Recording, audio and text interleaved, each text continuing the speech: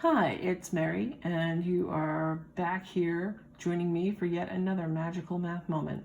This video is designed for Algebra 2 and higher, and it's going to talk about factoring polynomials that are the sum and difference of perfect cubes as well as quadratic forms. So we're going to start with the perfect cubes first.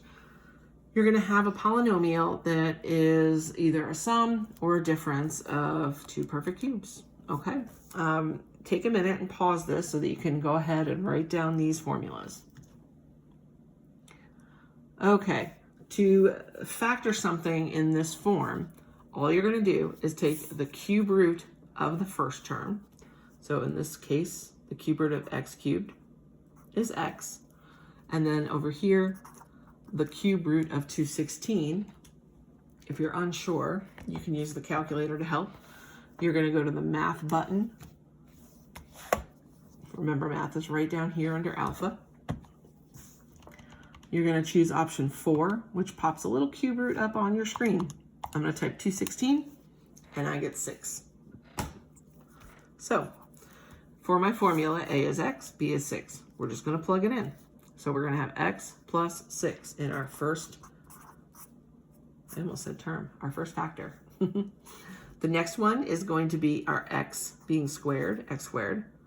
Notice the formula minus a times b, or x times 6, 6x. And at the end, the b term squared. 6 squared, 36. That's it, friends. That's nice, right? I know you're thinking, wait a minute, this is going to get sneaky, right? It will when you have to start solving equations, but for now, nice and simple, just factoring with the formula. Okay, let's try the next one. 27y to the third. The cube root of that is 3y. The cube root of 512, ooh, do you know that one?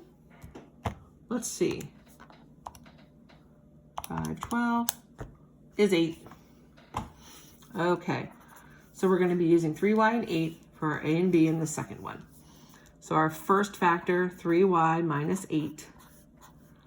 Then we're going to take 3y and square the whole term, so 9y squared. The formula says add plus 3y times 8 is 24y. Did I say 3y or 3a? 3y times 8, 24y. It still sounds like a to me, probably because of the 8. 8 squared is 64, and that's how you factor sum and difference of cubes. That's it.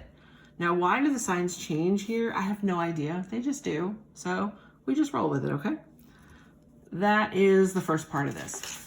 Next, we're going to talk about quadratic forms. So when you look at something like this, check out the powers of the first and middle term. See how 2 is half of 4? Normally when we do these, we have like x squared and then like an x term, right? Well, x to the first, 1 is half of 2. So as long as the middle power is half of the first one, you have a quadratic form.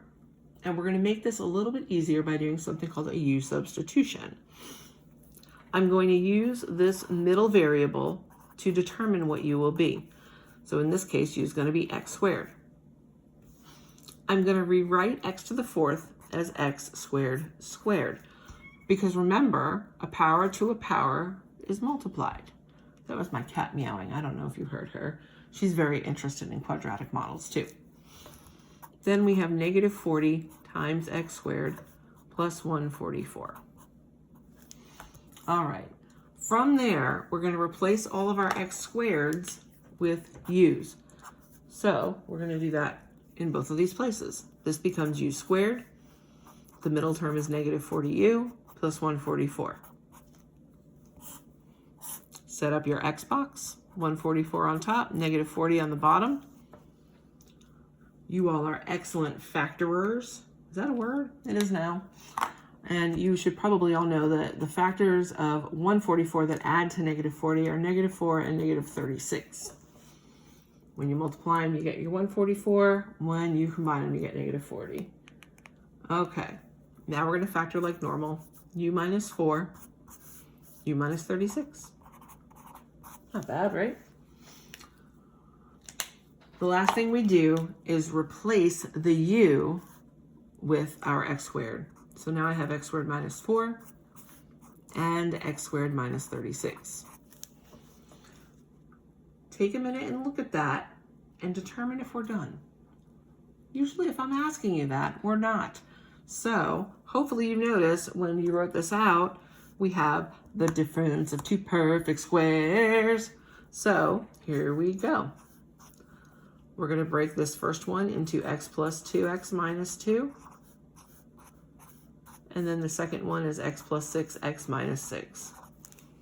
And finally, we have this whole thing factored. Now take a minute and look at this. We've got 1, 2, 3, 4 factors, and this was 4th degree. Coincidence? I think not. Always use your degree, the largest power of your variable, to help you know how many factors you should end up with. All right, that's a common sort of one that you're going to see. This is not so common, but, you know, anything's possible, right? You might be thinking, this is really weird with the square root. And you may recall from earlier or not that when you have a square root, that's the same thing as x to the 1/2 power. And if you don't remember that, surprise, that's true. Look at your powers here. 1/2 is a half of 1, right? So this is a quadratic model too, even though it doesn't really look like it. It's kind of strange.